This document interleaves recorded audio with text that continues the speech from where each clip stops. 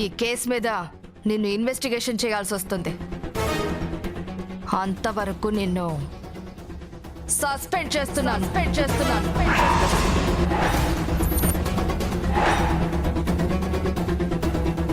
Madam మీకు దండం పెడతాను మేడం. మేడం నేనే తప్పు చేయలేదు. తప్పించుకోవాలని చూస్తున్నావా? మేడం ప్లీజ్ నన్ను నమ్మండి. No excuse. సో నువ్వు ఇప్పుడు యూనిఫామ్ తీసేసి నార్మల్ డ్రెస్లో రా.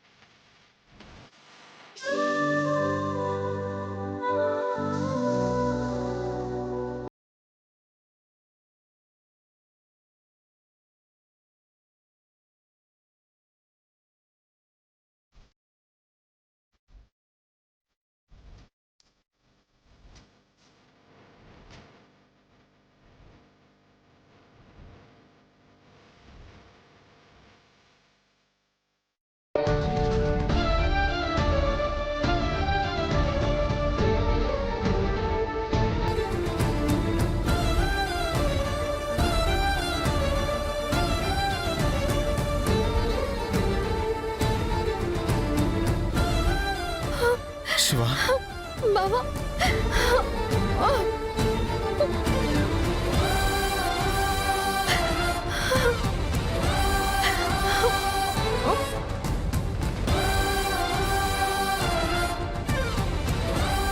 నేనే తప్పు చేయలేదు బావా. అది వీళ్ళు నమ్మట్లేదు. నా మీద ఎఫ్ఐఆర్ కూడా రాసేశారు. కంగారు పడకు శివ. అసలు ఏం జరిగిందో ఎలా జరిగిందో వివరంగా చెప్పు. ఆటోలో వస్తున్నాను బావా. మధ్యలో ఇద్దరు ప్యాసింజర్స్ ఆటో ఎక్కారు. ఆటో చెక్ పోస్ట్ దగ్గరికి వచ్చేసరికి ప్యాసింజర్స్ ఇద్దరు దిగేసి వెళ్ళిపోయారు. ఆ తర్వాత చెకింగ్ స్క్వాడ్ వచ్చి చెక్ చేస్తే నా బ్యాగ్లో గోల్డ్ బిస్కెట్లు దొరికాయి.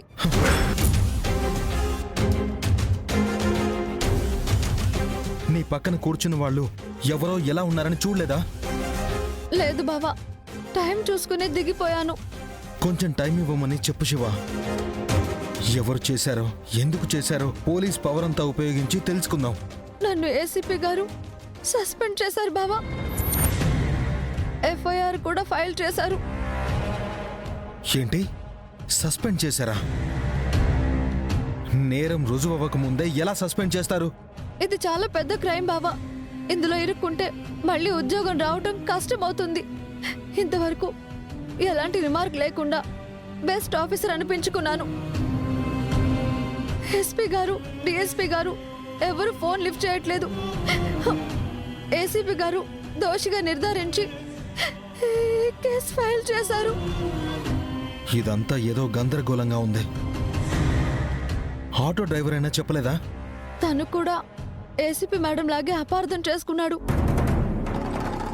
గోల్డ్ బిస్కెట్స్ నా బ్యాగ్లోనే దొరికాయి కాబట్టి రేపు కోర్టులో సాక్ష్యం కూడా అలాగే చెప్తానంటున్నాడు. నువ్వు తప్పు చేయలేదు శివ.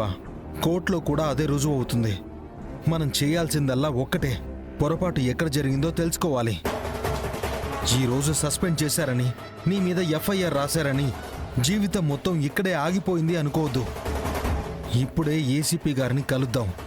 జరిగింది మొత్తం చెప్పేసి ఈ నేరానికి నీకు ఏ సంబంధం లేదని రుజువు చేస్తే ఏసీపీ గారు నమ్ముతారు. వెంకటస్వామి గారు, మేడం. ఏసీపీ గారిని కలవాలి. సరే మేడం, ఏసీపీ గారికి చెప్తాను. బాబా, ఏసీపీ గారు చాలా స్ట్రిక్ట్ గా ఉన్నారు. మన మాట వింటారో లేదో. వింటే సరే, లేదంటే దానికి ఒక మార్గం ఆలోచిద్దాం. అంతవరకు నువ్వు ప్రశాంతంగా ఉండవు.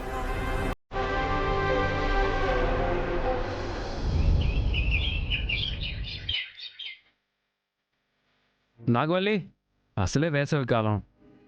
ఎంత ఫ్యాన్ కింద కూర్చున్నా టెంపరేచర్ ఎక్కువ అవుతుంది. ఈ నీళ్ళతో ఒళ్ళంతా తుడుస్తానుండు, టెంపరేచర్ తగ్గుతుంది. దేవా, నేనున్నాను కదా, నేను తుడుస్తాను. ఇటివ్వు.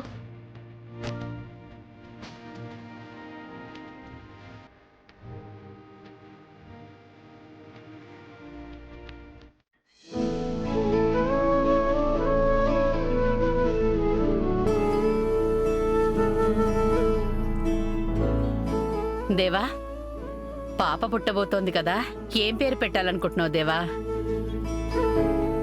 అది నువ్వే ఫిక్స్ చేయాలమ్మా.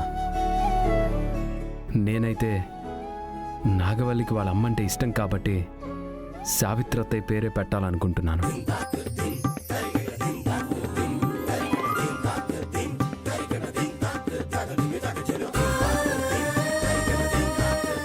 నాగవల్లి, నేను ఏదో ఒకరోజు మీ అమ్మను నీ ముందుంచి సర్ప్రైజ్ చేస్తాను.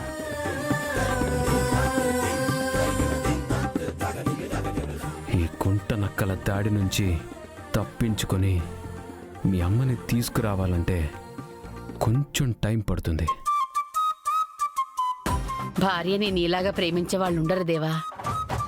తండ్రిని ఇంతలా ద్వేషించే కొడుకులు కూడా ఉండరు తిరుపతి. ఏం మాట్లాడుతున్నావు నాన్న? నేను నిన్నెందుకు ద్వేషిస్తాను? లేకపోతే ఏందబ్బోడా, సావిత్రమ్మ కూతుళ్ళు ఇంట్లో అడుగు పెట్టడానికి ఒప్పుకోలేదు, అట్లాంటిది తన పేరే పెట్టి నాకు నరకం చూపిస్తావా? నువ్వు ఆ పేరు వినగానే కోపడతావని నాకు తెలుసు నాన్న. ఆ కోపం పోవాలనే నేను ఈ నిర్ణయం తీసుకున్నాను. రోజు నువ్వు ఆ పేరుతో నా కూతుర్ని పిలిచి సావిత్రి అత్తయ్య పేరు మీద ఉన్న కోపం తగ్గి మంచివాడిలా మారతావన్నదే నా ఉద్దేశం. నేను మారడం కాదురా, ముందు మీరు మారాలా. తండ్రి అడుగు జాడల్లో నడవని వాడు అసలు కొడుకే కాదు. మీరు మంచి మార్గంలో నడవండి, మీ వెనకే మేము ఉంటాం. అన్నయ్య, నువ్వు చాలా గ్రేట్. పాప పుట్టడానికి ఒప్పుకోవనుకున్నాను, అలాంటిది పాపకి సావిత్రత్తయ్య పేరు పెడుతున్నావు. పైగా నాన్నని కూడా మంచి వల్ల మార్పమని చెప్తున్నావు.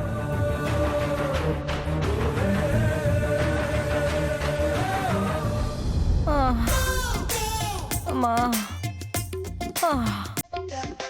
దేవుడా, అయ్యో, అమ్మా, ఈరోజు బాత్రూంలోనే గడపాల్సి వస్తుందేమో.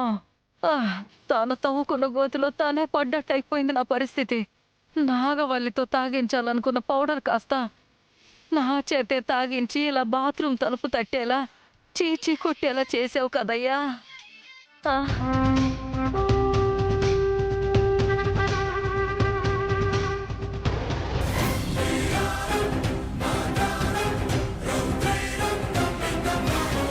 ఏంది వీళ్ళు ఇంత సీరియస్గా చూస్తూ ఉండారో?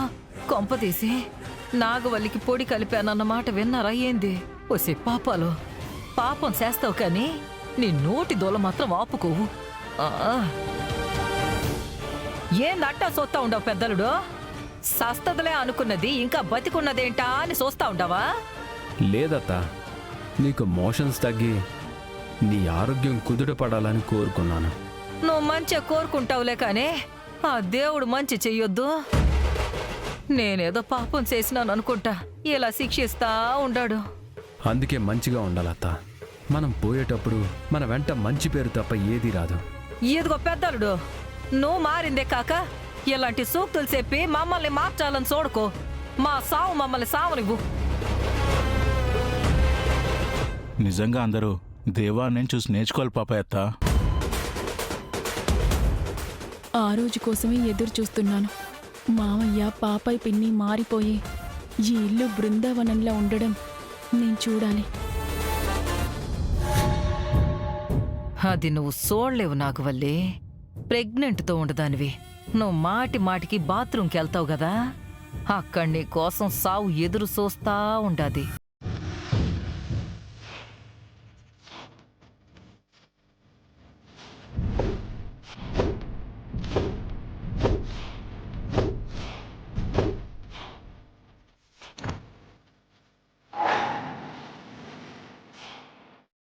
నాగవల్లి, ఏమైంది? ఏం లేదు బావా, వాష్రూమ్కి వెళ్ళాలి. అయినా నువ్వు ఒక్కదానివే ఒంటరిగా ఎలా వెళ్తావు? అసలే ఒట్టి మనిషి కూడా కాదు కదా. ఒకవేళ జారి పడినా పడతావు. పద, నేను తీసుకెళ్తాను. ఉండాలి కానీ మరీ ఇంత పిచ్చి ఉండకూడదురా బోడా. తనతో పాటు వాష్రూమ్ దాకా వెళ్ళడం ఏంట్రా? తను నా భార్య, నాలో సగభాగం. జీవితం పంచుకున్న వాళ్ళ కోసం శ్మశానానికి వెళ్ళినా తప్పులేదు. అలాంటిది బాత్రూమ్ వరకు వెళ్తే తప్పేంటి? నేను వెళ్తాను ఏ బావా. సరే, జాగ్రత్తగా వెళ్ళు. పోనీ నన్ను రమ్మంటావా అమ్మా? వెళ్ళు వెళ్ళు, ఎవరొద్దన్నారు నిన్ను? నేనేం యుద్ధానికి వెళ్ళట్లేదు కదా అత్తయ్య, వాష్రూమ్కే కదా. నేను వెళ్ళొస్తాను.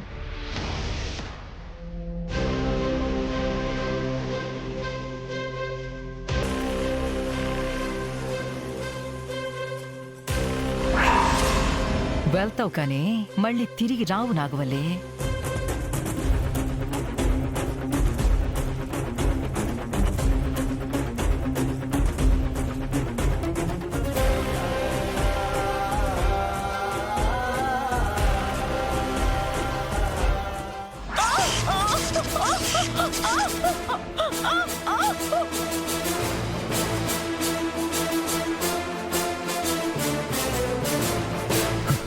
నాగవల్లి,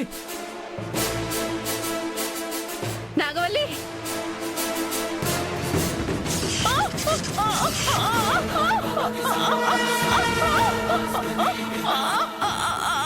నాగవల్లి, నాగవల్లి. వదినకి షాక్ కొట్టినట్టుందనయ్య. నువ్వు కూడా ముట్టుకుంటే నీకు కూడా షాక్ కొడుతుందనయ్య. నేను వెళ్ళి మెయిన్ ఆఫ్ చేస్తాను. తొందరగా వెళ్ళు. నాగవల్లి,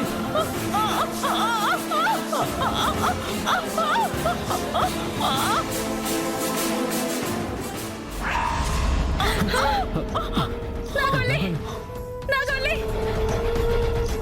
అమ్మా, నాగవల్లి.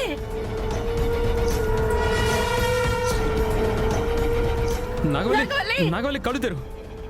కళ్ళు తెరవే నాగవల్లి. ఇంకేడ చూసేది? షాకు బలంగా కొట్టినట్టుండాది. నాకు సావు వస్తుందనుకుంటే నాకంటే ముందే నాగవల్లి చనిపోయేలాగా ఉండదే. నోరు మూస్తారా? మీ నోరు అసలే మంచిది కాదు. నాగవల్లి పరిస్థితి ఇలా ఉంటే కడుపులో ఉన్న బిడ్డ పరిస్థితి ఏం కావాలి?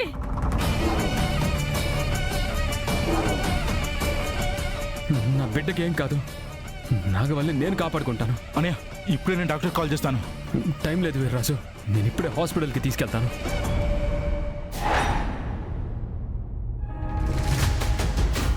మేడం, మిమ్మల్ని ఏసీపీ గారు రమ్మంటున్నారు. పద బావా. Excuse me madam. రండి.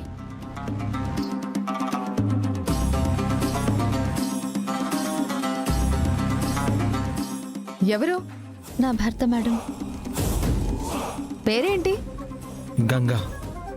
Full name? Gangadharam. Nice name. రండి, కూర్చోండి. పర్వాలేదు మేడం. కాఫీ, టీ ఏమైనా తాగుతారా? మేడం వద్దు మేడం. కానిస్టేబుల్. పర్వాలేదు మేడం, 2 నిమిషాలు మీతో మాట్లాడాలి. మేడం, పిలిచారేంటి మేడం? 2 స్ట్రాంగ్ టీ చెప్పు. అలాగే మేడం. చెప్పండి గంగాధరం గారు. ఫస్ట్ ఆఫ్ ఆల్ మీరు కూర్చోండి. Please SIT.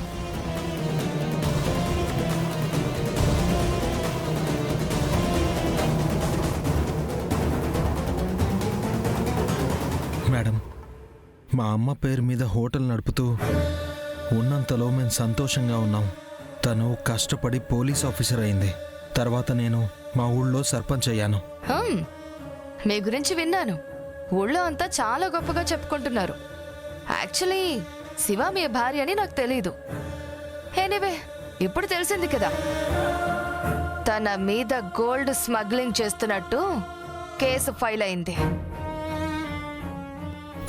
ఆ విషయం గురించి మాట్లాడదామనే వచ్చాను మేడం.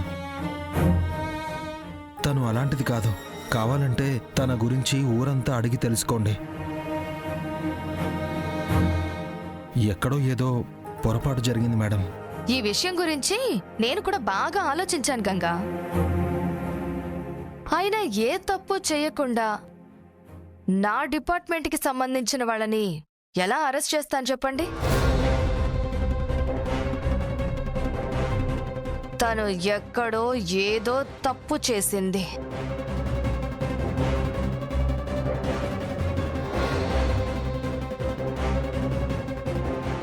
మేడం, ఎవరో తప్పు చేసి తన మీద నేరం మోపబడింది మేడం. ఆ రోజు స్టేషన్కి త్వరగా చేరుకోవాలని కంగారులో వాళ్ళ మొహాలు చూడలేదు, కానీ ఇదంతా రౌడీలు చేసిన పని. నువ్వు వాళ్ళని చూడలేదు అంటున్నావు, రౌడీలు అంటున్నావు. అసలు క్లారిటీగా చెప్పట్లేదేంటి శివ? ఈ కేసు నుంచి ఎలా తప్పించుకోవాలో అర్థం కావట్లేదా? మేడం, తను ఈ తప్పు చెయ్యలేదు అంటుంది కదా. చూడండి గంగాధర్ గారు, క్రైమ్ చేశాక ఎవరైనా ఒప్పుకుంటారా చెప్పండి? సిన్సియర్ ఆఫీసర్గా ఉన్న వాళ్ళ మనసు కూడా డబ్బును చూసి మారొచ్చు కదా. లేదు మేడం, నాకు డబ్బు ముఖ్యం కాదు, విలాసవంతమైన జీవితం ముఖ్యం కాదు. ఈ స్టేషన్లో ఎస్ఐగా ఉద్యోగం చేసి మా బావకి తోడుగా ఉండాలి, అంతే. వావ్, వా, సూపర్! ఎంత బాగా చెప్తుందో చూసారా?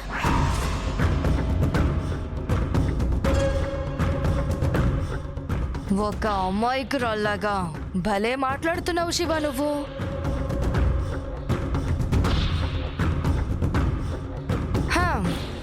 అరే, నిన్ను చూస్తుంటే నాకే జాలేస్తోంది. అంతలా నటిస్తున్నావు తెలుసా నువ్వు? నటించడం ఏంటి మేడం? ధర్మం కోసం ప్రాణమైనా ఇస్తాం గాని ఇలాంటి తప్పుడు పనులు మేం చెయ్యం. ఓ, చట్టానికి, న్యాయానికి, ధర్మానికి ప్రతిరూపాలు 3 సింహాలైతే కనిపించని 4వ సింహమే ఈ Shiva Parvati. Am I right? Madam please మమ్మల్ని నమ్మండి మేడం. మేడం, ఈరోజు మీరు నమ్మకపోవచ్చు, కానీ నిజం నిప్పు లాంటిది. తప్పు చేసిన వాళ్ళని దహించకుండా వదిలిపెట్టదు. శివపార్వతి ఏ తప్పు చేయలేదన్నది త్వరలోనే మీరు తెలుసుకుంటారు. All the best Shiva. But తప్పు చేసింది నీ భార్య అని ప్రూవ్ అయితే మాత్రం కథ వేరుగా ఉంటుంది. నువ్వు కష్టపడి ఓట్లు వేయించుకుని సర్పంచ్ అయ్యావు గంగా, కానీ నీ భార్య మాత్రం గోల్డ్ స్మగ్లర్గా ఇంటర్నేషనల్ లెవెల్లో పేరు తెచ్చుకుంటుంది. జీవితాంతం జైలు గోడల మధ్య నలిగిపోవాల్సి వస్తుంది.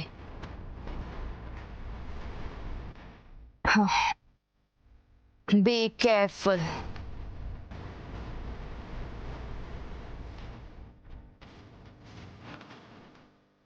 వెళ్దాం పద శివ.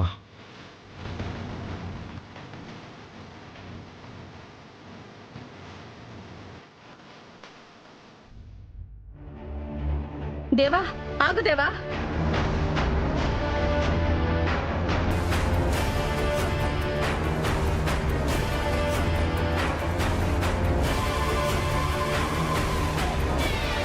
హలో హలో బావా, ఘోరం జరిగిపోయింది బావా.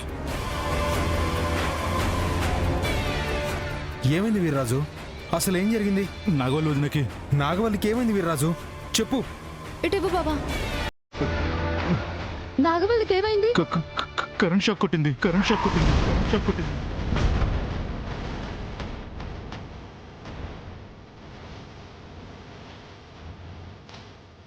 ఇప్పుడు ఎలా ఉంది వీర్రాజు? స్పృహలో లేదు బావా. ఏమవుతుందని భయంగా ఉంది. నువ్వేం భయపడకు వీర్రాజు. త్వరగా హాస్పిటల్కి రండి బావా. ఆల్రెడీ అన్నయ్య వదిలని హాస్పిటల్కి తీసుకెళ్తున్నాడు. ఇప్పుడే వస్తున్నావు. పద శివ.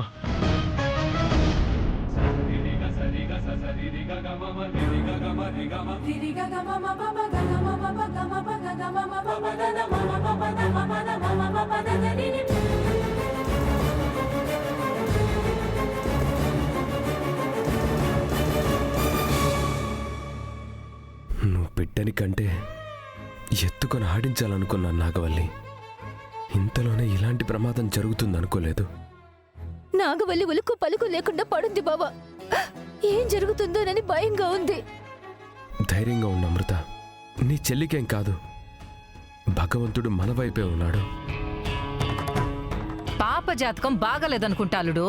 అది పుట్టబోయే వారానికే నాగవల్లికి ఈ గతి పట్టింది. పుట్టాక మీ నాన్నకు కూడా ఇదే గతి పట్టిస్తాదేమోనని చెప్పి భయంగా ఉండాది. నువ్వు నోరు మూయత్తా.